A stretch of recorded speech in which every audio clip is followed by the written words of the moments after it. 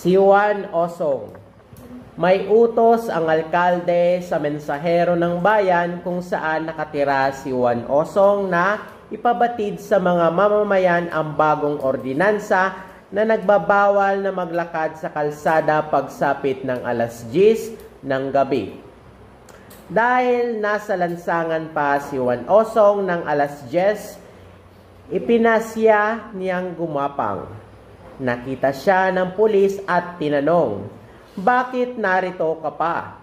Hindi mo ba alam na bawal sa taong bayan ang maglakad sa kalye pagkatapos ng alas 10 ng gabi?"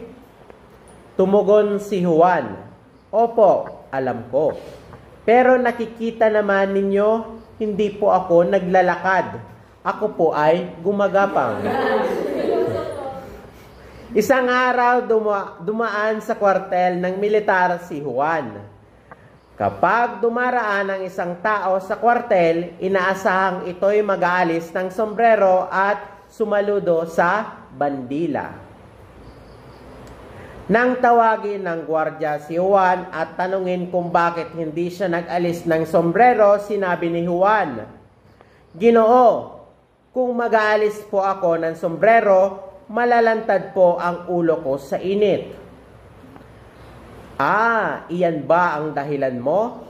Kung gayon, huwag na huwag ka nang aapak sa lugar na ito kahit kailan." Dahil kinakailangang dumaan ni Juan sa munisipyo, araw-araw para pumuntang palengke, ipinasya niyang humukay ng lupa sa kanyang bukid at inilagay sa kanyang kariton.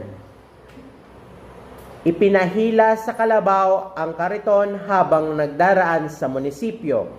Nakita siyang muli ng sundalong nagbawal sa kanyang dumaan sa lugar na iyon noong isang araw at sinabi nito, "Hindi ba sinabi kong huwag na huwag ka nang aapak sa lupang ito kahit kailan?" Sumagot si Juan, "Opo, pero nakaapak naman po ako sa sarili kong lupa," ang sabi ni Juan. May nakatatandang kapatid si Juan na nagngangalang Pedro. Isang araw nang papaalis sila sa kanilang bahay, sinabi ni Pedro na ikandado ni Juan ang pinto. Pero sa halip nito, ang ginawa ni Juan ay dinala ang pinto. Nang tanungin ni Pedro kung bakit dinala ni Juan ang pinto, sinabi nitong mas mainam na huwag na itong iwan para wala talagang makapasok dito.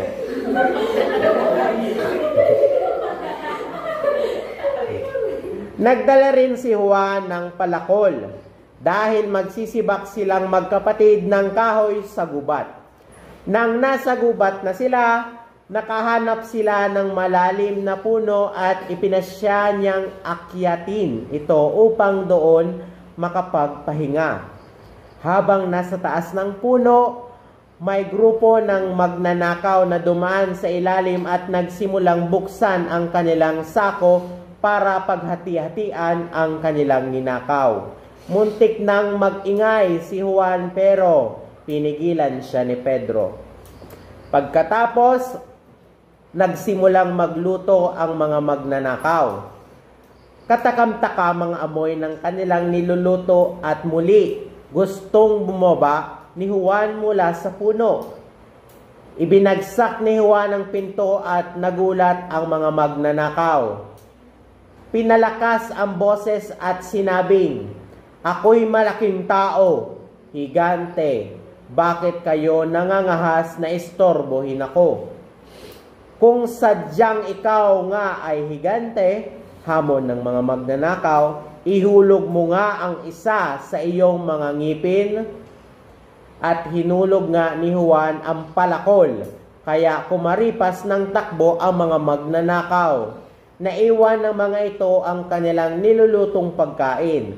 Noon na lamang bumaba si Juan at Pedro at kinain ang pagkain ng mga magnanakaw. Inuwi rin nila ang sako ng mga gamit na naiwan ng mga ito.